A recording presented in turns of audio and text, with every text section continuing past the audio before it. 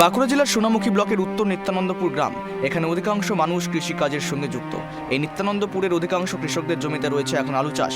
গত বর্ষায় ডিবিসির ছাড়া দামোদর নদীর জলে এই এলাকা জলমগ্ন হয়ে পড়েছিল, নষ্ট হয়েছিল বিঘের পর বিঘে সবজির জমি। সেই দুঃখ কষ্ট ভুলে পুনরায় তারা আলু চাষ করছে মহাজনের কাছে ঋণ নিয়ে।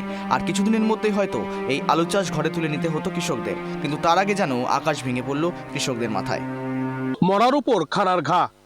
আর এই ছবিটাই উঠে এলো বাঁকুড়া জেলার সোনামুখী ব্লকের উত্তর নিত্যানন্দপুর গ্রামে। এই মুহূর্তে আমি দাঁড়িয়ে রয়েছি ডিবিসির যে ক্যানেল রয়েছে ঠিক সেই ক্যানেলের পারে, এবং এই ক্যানেলের পার বরাবর বহু আলু চাষি আলু চাষ করেছেন, অর্থকারী ফসল।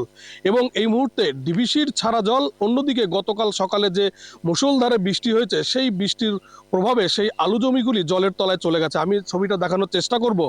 কৃষকরা সেই আলু তুলে নেওয়ার চেষ্টা করছেন, এবং এই আলু কৃষকরা যেমনটা জানাচ্ছেন বাজারে বিক্রি করা সম্ভব হবে না। সব মিলিয়ে তাদেরকে ব্যাপক আর্থিক ক্ষতির মুখে পড়তে হবে।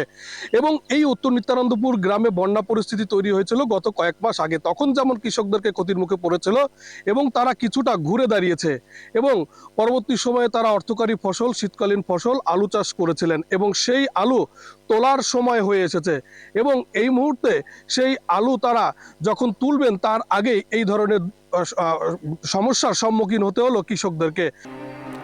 গতকাল নিম্নচাপের জেরে দফায় দফায় বৃষ্টির জলে আলু জমি জলমগ্ন হয়ে পড়েছে। তাতে আলু নষ্ট হয়ে যাওয়ায় চিন্তায় বেড়েছিল কৃষকদের। রাত পেরোতে তাদের এই আতঙ্ক বাস্তবে পরিণত করলো ডিবিসির ছাড়া জলে। কারণ এখন চলছে বোরো ধানের চাষ। স্বাভাবিকভাবেই ডিবিসি বোরো চাষের জন্য জল ছাড়ে ক্যানেল থেকে। আমাদের সমস্যা হলো ডিবিসি খামখালি আমাদের যখন দরকার তখন আমাদেরকে জল দিচ্ছে না। এখন আমাদের এই জল ছাড়িয়ে আর আকাশের জলে সব ডুবে গেছে। এখন ডিবিসিও জল ছাড়ছে। এখন আমাদের সব এই আলু মটরশুঁটি সব জলের তলে ডুবে গেছে। এখন আমরা কি করে চলবো? আমাদের তো এখন উপায় নেই। চাষের জন্য ডিবিসি যে পরিমাণে জল ছেড়েছে বৃষ্টির জলে তা ৩-৪ গুণ বেড়ে যায়, যার ফলে ডিবিসির ক্যানেলে উপচে জল কৃষকদের চাষের জমিতে গিয়ে প্লাবিত হয়েছে। এক ঝলকে দেখে আপনারাই মনে হতে পারে এলাকা নতুন করে বন্যায় প্লাবিত হয়েছে। ভয়ঙ্কর পরিস্থিতি কৃষকদের। এক কোমর জলের তলা থেকে কোনো ক্রমে আলু তুলে শেষ রক্ষা করছে কৃষকরা। ফলে স্বাভাবিকভাবেই আতঙ্কিত হয়ে পড়েছে সোনামুখী ব্লকের উত্তর নিত্যানন্দপুর গ্রামের কৃষকরা। এই পরিস্থিতিতে তারা কি করবেন ভেবে কুল পাচ্ছেন না। সমস্ত ঘটনা নিয়ে সাফাই ডিবিসির জুনিয়র ইঞ্জিনিয়ারের দাবি, অত্যাধিক বৃষ্টির জন্যই এই ঘটনা ঘটেছে। সেটা আমার জানা নাই, দেখছি আমি, খবর নেই। ব্যারিকেড করে দিয়েছি, গেটের কাছে ব্যারিকেড করে দিয়েছি। আমি খবর নেই, দেখছি। আমরা জল টোটালি বন্ধ করে দিচ্ছি।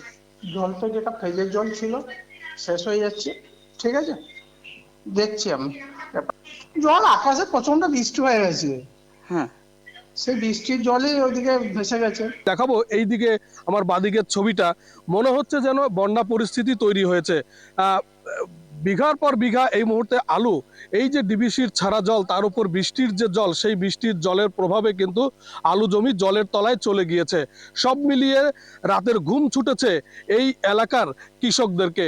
ডান দিকের ছবিটা দেখানোর চেষ্টা করব। ডান দিকে কৃষকরা তাদের যে আলু রয়েছে সেই আলুগুলিকে ঘরে তোলার চেষ্টা করছেন, যাতে করে এই আলু বাজারে বিক্রি করা সম্ভব হয়।